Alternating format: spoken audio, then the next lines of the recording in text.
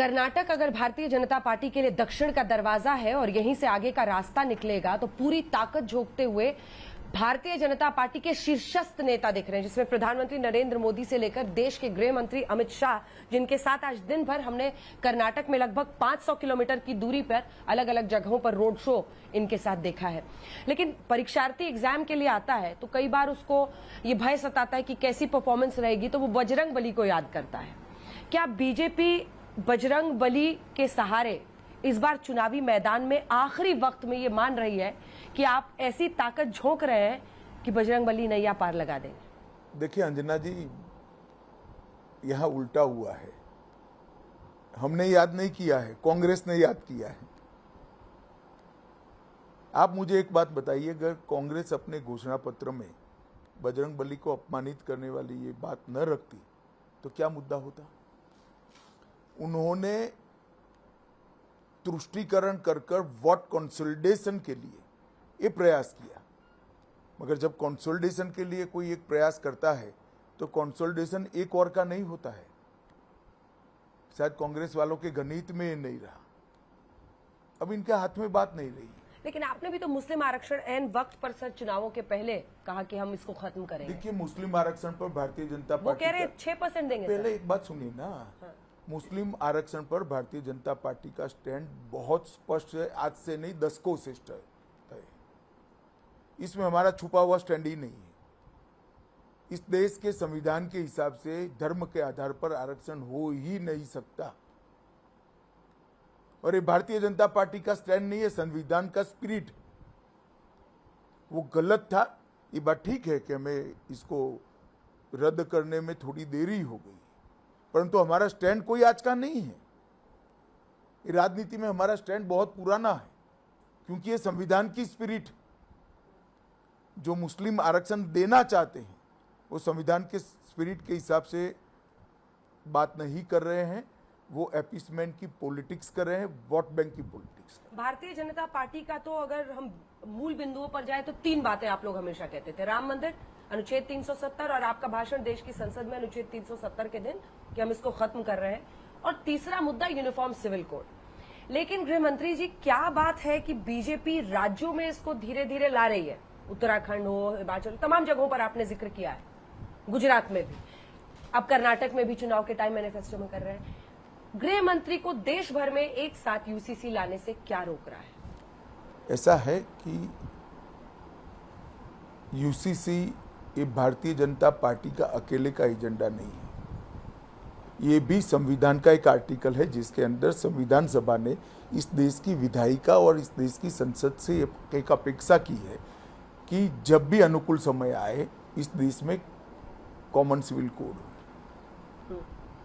अब ये संविधान के स्पिरिट को भारतीय जनता पार्टी ने सालों से अपने चुनावी एजेंडे में रखा, और ये बहुत महत्वपूर्ण बदलाव है, बहुत महत्वपूर्ण कानूनी बदलाव है, क्योंकि ये राज्यों और केंद्र का साझा विषय है, कंकरन लिस्ट में है, इसलिए राज्य भी कर सकते हैं, केंद्र भी कर सकता है। भारतीय जनता पार्टी चाहती है कि पहले कुछ राज्य इस पर कोई कमेटी बनाए, सभी लोगों के विचार सुने जाए, एक मसौदा बने और इसके आधार पर कोई राज्य कानून बनाए, जिसको देश की अदालतों की परीक्षाओं पर भी खरा उतरना होगा, और एक सार्वजनिक बहस के माध्यम से इस कानून पर देश भर में चर्चा भी होगी, और उसके बाद पूरे देश का एक कानून बनाया जाए। इतना बड़ा परिवर्तन एक सार्वजनिक बहस के बाद करना ही देश के लिए उचित होता है। इसलिए भारतीय जनता पार्टी ने उत्तराखंड, उत्तर प्रदेश और गुजरात 3 जगह पे कमेटी बनाई है। कर्नाटक में भी हमने हमारे घोषणा पत्र में रखा है कि हम कर्नाटक में चुनाव जीतने के बाद यहाँ एक कमेटी बनाएंगे, सबको सुनेंगे और एक मसौदा लेकर कर्नाटक की विधानसभा में जाएंगे।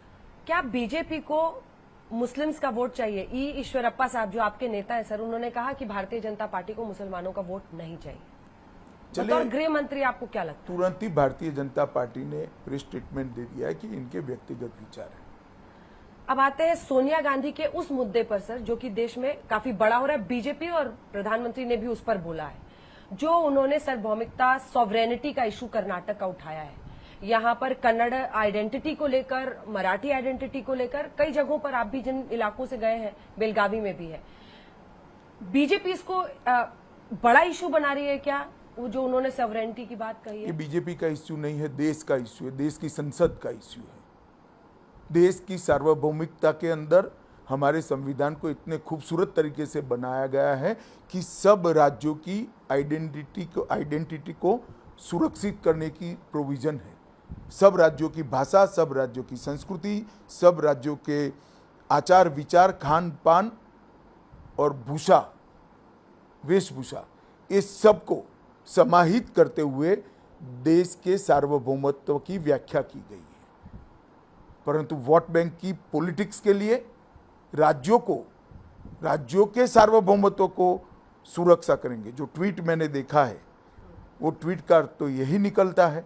अगर ये अर्थ है तो बिल्कुल संविधान की भावनाओं का अवमानना है, अपमान है, संविधान की स्पिरिट का अपमान है। और ये भारतीय जनता पार्टी का इश्यू नहीं है, सिर्फ भारतीय जनता पार्टी का इश्यू नहीं, देश के संविधान में मानने वाले सभी देश के देशभक्त नागरिकों का इश्यू है।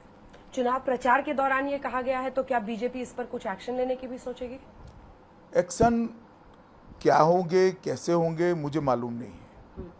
मैंने अभी इसकी पॉसिबिलिटीज या इस पर किसी से चर्चा नहीं की है, परंतु हर देशभक्त व्यक्ति ने इस बयान की घोर निंदा करनी चाहिए। तो आपको लग रहा है कि बजरंग बली के बाद ये तीसरा इशू मिल गया है आपको? नहीं, इश्यू का सवाल नहीं है। आप हर चीज को क्यों वोट के दायरे में देखती? पॉलिटिक्स में तो हम हैं, आप काहे को पॉलिटिक्स कर रही हो? ये देश की संविधान की स्पिरिट के अपमान का सवाल है। इससे पहले भाषा को लेकर भी बीजेपी बहुत आक्रामक हुई थी। जब मल्लिकार्जुन खड़गे ने कहा था, फिर उनके बेटे ने भी प्रधानमंत्री के लिए अपशब्द कहा था। तो ये भी एक इशू क्या इस बार? ये 3 इमोटिव इश्यूज आपके लिए सबसे बड़े दिखते? देखिए, ये पहली बार नहीं हुआ है कि कांग्रेस के वरिष्ठ नेता प्रधानमंत्री जी के लिए ओछी भाषा का प्रयोग करें। सोनिया जी ने भी करा है, राहुल जी ने भी करा है, प्रियंका गांधी ने भी करा है।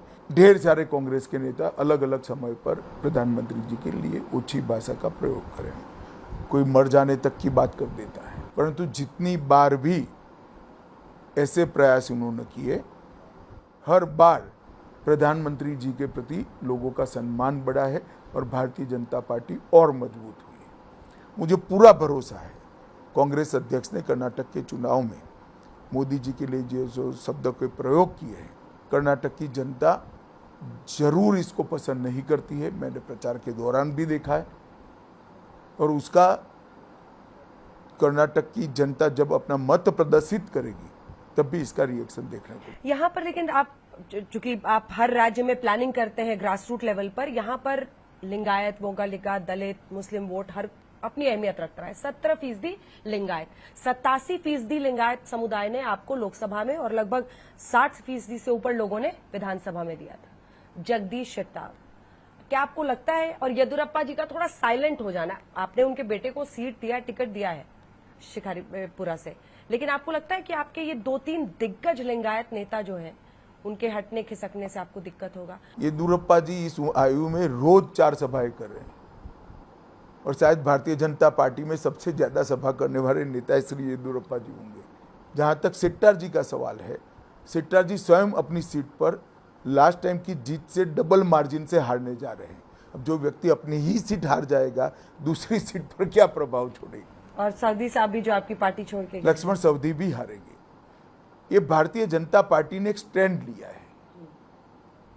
क्या हम टिकट देते तो ये लोग बाहर जाते? क्या नहीं जाते, परंतु हमने एक स्टैंड लिया है कि लक्ष्मण सवदी जी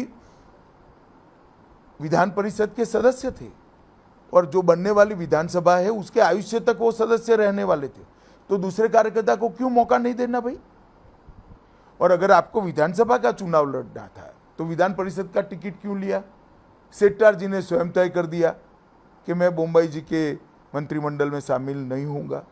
अगर बोम्बई जी के मंत्रिमंडल में आपको शामिल नहीं होना है तो एमएलए बनकर क्या करोगे? 6 बार बन लिए, नए कार्यकर्ता को मौका दो, और इसका कोई जवाब नहीं है। आपको लगता है लिंगायत समुदाय आपके साथ ही इस बार भी बना है? निश्चित रूप से। देखिए, इतने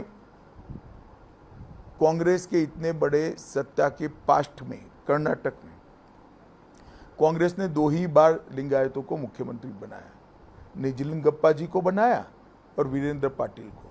निजलिंगप्पा जी को इंदिरा जी ने अपमान कर कर बाहर निकाला और राजीव गांधी जी ने वीरेंद्र पाटिल को, जबकि वो बीमार थे। तो हमेशा कांग्रेस ने तो अपमानित करने का ही काम किया है। 113 सीटें सर, जब पिछली बार भी आप लोग जीते तो एक बार में नहीं जीत पाए थे, लेकिन क्या आपको ऐसा फैक्टर लगता है जिसकी वजह से इस बार जनता आपको, और मैंने आपको देखा सर रोड शो में आप हर जगह कह रहे हैं कि 2024 में आप नरेंद्र मोदी के लिए वोट कीजिए, तो क्या अभी से ही 2024 के लिए भी अमित शाह जी ने अपना शुरू कर दिया है कैंपेन? देखिए, 4 साल तक यहाँ हमारी डबल इंजन की सरकार चली है। 4 साल में कर्नाटक के हर क्षेत्र को समाहित करने वाले एक सर्वस्पर्शीय इंफ्रास्ट्रक्चर के विकास को कर्नाटक की जनता ने अनुभव किया है। और 4 साल में मोदी जी की गरीब कल्याण की ढेर सारी योजनाओं में मैं ओवरलैपिंग को निकाल दूं तो भी लगभग 50 लाख परिवारों ने इसका फायदा लिया है। और मैं मानता हूं डबल इंजन सरकार का फायदा का मतलब उनको मालूम पड़ गया है और एक बहुत बड़ी पॉजिटिव वोट बैंक जनरेट हुई है, जो इस बार भारतीय जनता पार्टी के लिए निर्णायक मतदान करेगी, प्रधानमंत्री मोदी के लिए निर्णायक मतदान। सर, शुक्रवार को आपने चुनावी प्रचार पूरी तरह से रोक दिया था और आप मणिपुर के मुख्यमंत्री से, तीनों जो पूर्वोत्तर के राज्य हैं उनके मुख्यमंत्री से बातचीत कर रहे थे। क्या हम माने कि स्थिति वहां पर अब सामान्य है? जी, आज और मणिपुर की जनता को क्या संदेश दें? जी, आज कोई घटना नहीं हुई है और मैं मणिपुर की जनता को ये संदेश देना चाहता हूं कि सबने धैर्य रखना चाहिए, शांति रखनी चाहिए। अदालत ने एक आदेश दिया है, इस आदेश के बारे में हम सभी से चर्चा कर मणिपुर सरकार कोई उचित ही फैसला लेगी। सारे स्टेक होल्डरों से चर्चा किया जाएगा, किसी को इससे भयभीत होने की जरूरत नहीं। गृहमंत्री जी, पूरे दिन का कैंपेन ट्रेल साथ आपके साथ हमने देखा और तमाम सवालों के आपने जवाब दिया। आपका बहुत बहुत धन्यवाद आज तक पर हमारे साथ जुड़ने के लिए। नमस्कार।